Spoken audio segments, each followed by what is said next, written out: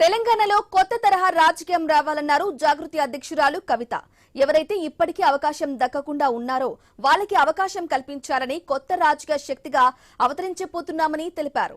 ఈ నెల 25న పార్టీ ప్రకటన ఉండబోతుందని వెల్లడించారు. తెలంగాణ ప్రజల ఆశీర్వాదం జాగృతికి ఉండాలని పేర్కొన్నారు. ఈ పార్టీ బాగుంటే తెలంగాణ ఇంటి పార్టీ ఒకటి ఉంటుందని చెప్పారు కవిత. గజ్వేల్లోని తన చిన్ననాటి స్నేహితురాలి కొడుకు వివాహ వేడుకకు హాజరయ్యారు.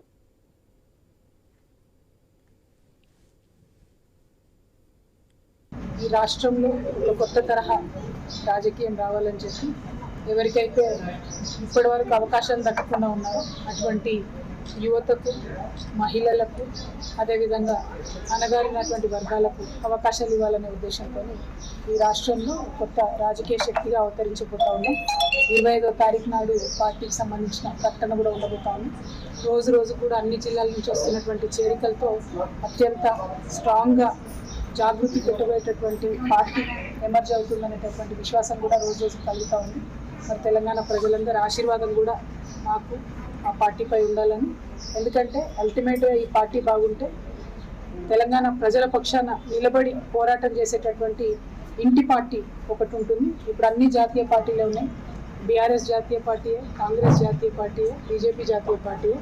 రేపు జాగృతి ద్వారా రాబోయేటటువంటి పార్టీయే తెలంగాణ ప్రజల ఇంటి పార్టీగా ఉంటుంది కాబట్టి మీ అందరి మద్దతు కూడా ఇవ్వాలని తెలంగాణ ప్రజలు కోరుతున్నారు.